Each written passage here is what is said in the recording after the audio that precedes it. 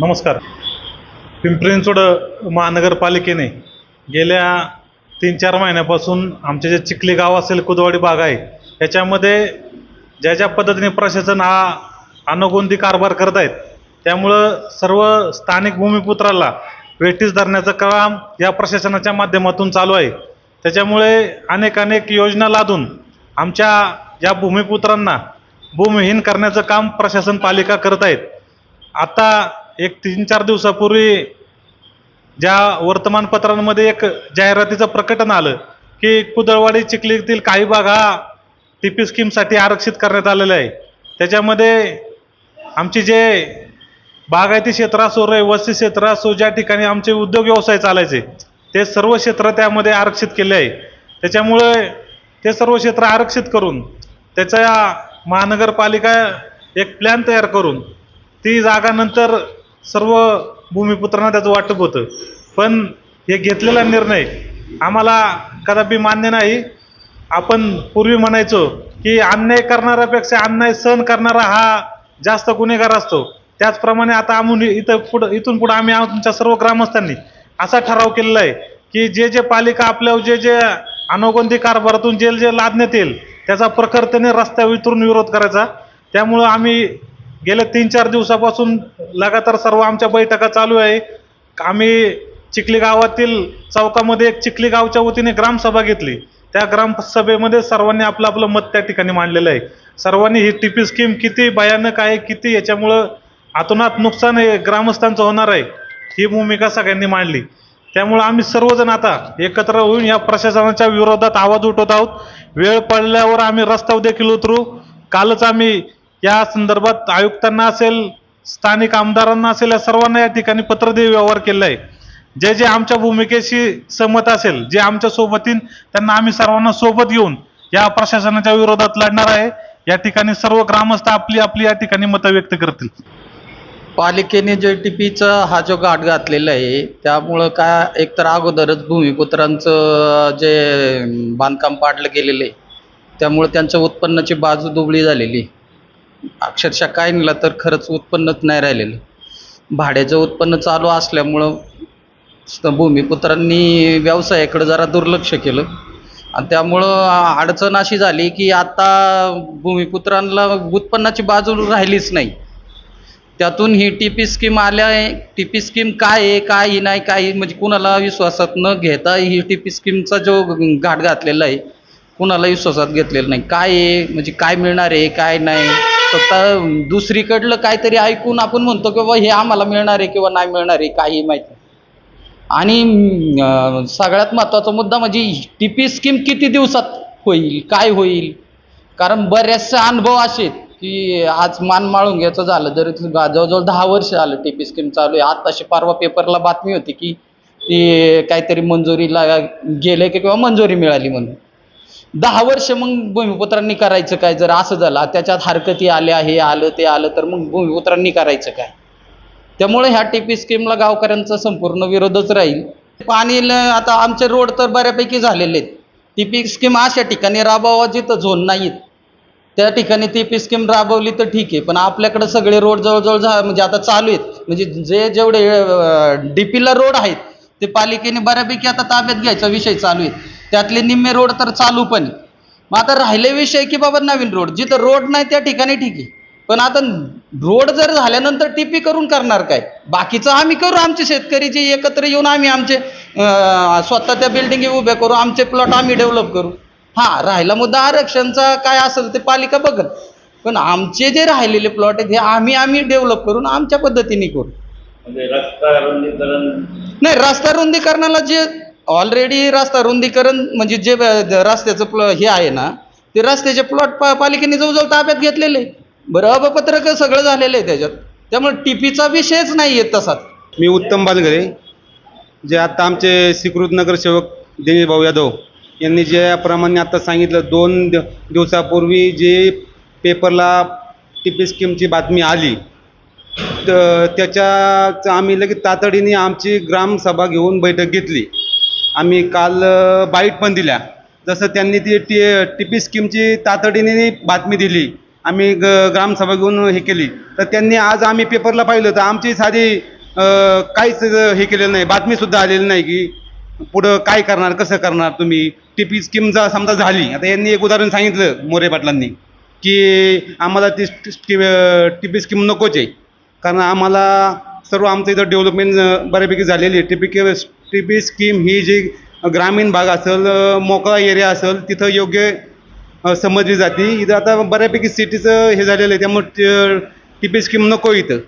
आणि TP scheme जर करणार असाल तर तुम्ही आम्हाला काय रेट देणार, कसं काय करणार, तुम्ही सांगितलं का आम्हाला काय, याची काहीही कल्पना दिलेली नाही आहे.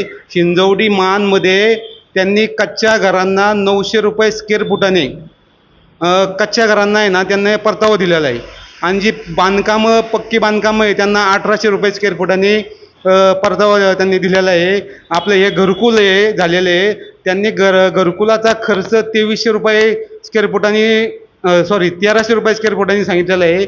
तर आम्ही सगळं वैयक्तिक सगळं डेव्हलपमेंट केलेलं असून आम्हाला तुम्ही किती परतावा देणार. आम्हाला तुम्ही टीपी स्कीमचं सांगितलं, तुम्ही जवळ 90% आम्हाला परतावा देणार आहे का. फक्त 10% परतावा आम्ही शेतकरी हे करू, 90% तुम्ही येणार आहे का.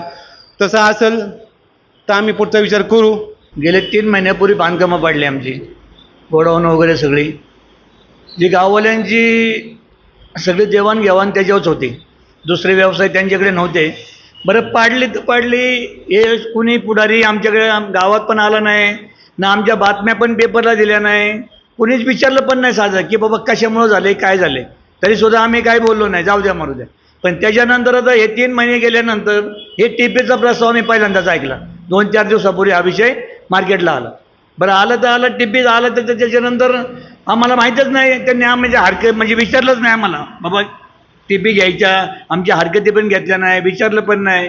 हा विषय कुणालाच म्हणजे मंजूर बी नव्हता. आणि अचानक माहीत पडल्यामुळं लोक सगळी गोंधळात पडली.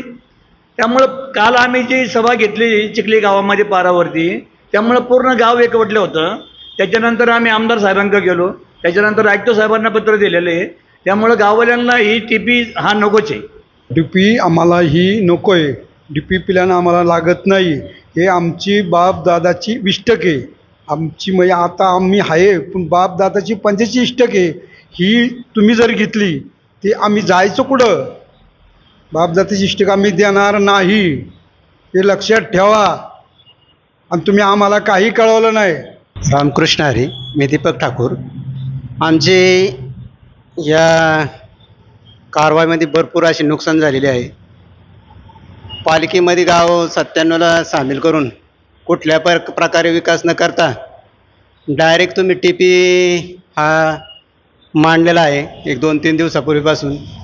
जर तुम्ही 25 वर्षापासून आमचं गाव पालिकेत घेतलं असेल तर तुम्ही आत्तापर्यंत विकास का केला नाही आणि डायरेक्ट तुम्ही टीपी कसं काय आणला, तो आम्हाला मान्य नाही. एवढंच बोलून थांबतो. पिंपरी चिंचवड महानगरपालिकेने टीपीच्या नावाखाली जुलमी राजवट जी आणली शेतकऱ्यांवर लादलेली आहे, त्याचा पहिला जाहीर निषेध करतो. चिखली गाव, कुदळवाडी भाग, बऱ्याच वर्षापासून पहिल्या बाजून टेल्को आली, प्राधिकरण आलं, घरकुल आलं, जागा आरक्षित झाल्या शेतकऱ्यांच्या, फुकट जागा घेतल्या प्रशासनाने पहिल्या. हा जो अन्याय चालला आहे, हा अन्याय अजून किती दिवस सहन करायचा लोकांनी. टीपी स्कीम आणली, भूमिपुत्रांनी कुठं जायचं राहिला, त्यांना मोबदला काय देणार, शेतकऱ्यांना विचारलं नाही, काय नाही. ही जी प्रक्रिया राबवतात प्रशासन, त्या प्रशासनाचा जाहीर निषेध करतो आणि ही प्रक्रिया आम्ही होऊन देणार नाही. याला आमचा पूर्णपणे विरोध आहे. आम्ही चिखली, चरवली पूर्ण गाव दोन्ही एकत्र मिळून पालिकेवर मोर्चा काढू आणि ही स्कीम आणून पाडू. 1997मध्ये आमचं गाव हे पालिकेमध्ये घेतलं गेलं. तर 2002मध्ये आमच्या इथे पहिली निवडणूक लागली. त्या निवडणुकीमध्ये ज्यावेळेस पालिका ते नगरसेवक इथं हे झाले, तर आमच्या ह्या कुदवडी भागामध्ये विकास हा बऱ्यापैकी झालाच नाही. त्यानंतर 2007ला निवडणूक झाली, त्याच्यानंतर सुद्धा काही विकास असा काही झाला नाही.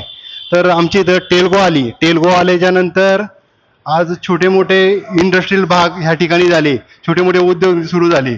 आज ते उद्योग सुरू होत असताना आज आमचे सर्व भूमिपुत्र या ठिकाणी शेड बांधून आज ह्या लोकांना इंडस्ट्रियल जे भाग आहे ना त्या लोकांना बांधून देत होते आणि याच्यावरती उदरनिर्वाह चालू होता.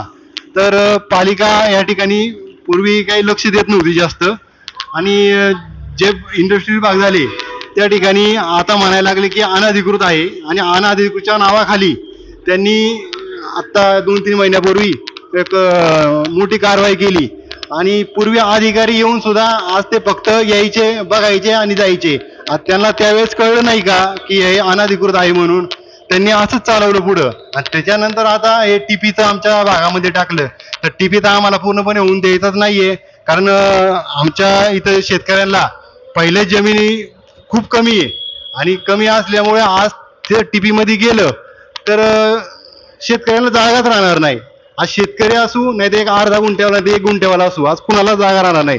त्याच्यामुळे आम्हाला हा टीपी हा पूर्णपणे कॅन्सलच करायचा आहे आणि त्यामुळे सर्व गाव आमचं एकजुटीने काम करते याच्यावर आणि त्याच्यासाठी आम्ही आज नाही तर या 2-3 दिवसामध्ये आज आयुक्तांना सुद्धा पत्र देणार आहे आणि आपले स्थानिक आमदार त्या ठिकाणी ते सुद्धा जाऊन बोलणार आहे. तर आम्हाला हा टीपी नकोय आणि आम्ही होऊन पण देणार नाही. आज आम्ही आमच्या जागा आम्ही स्वतः डेव्हलप करू पण आम्ही टीपी होऊ देणार नाही. आम्ही त्या टीपीचा जाहीर निषेध करत आहे.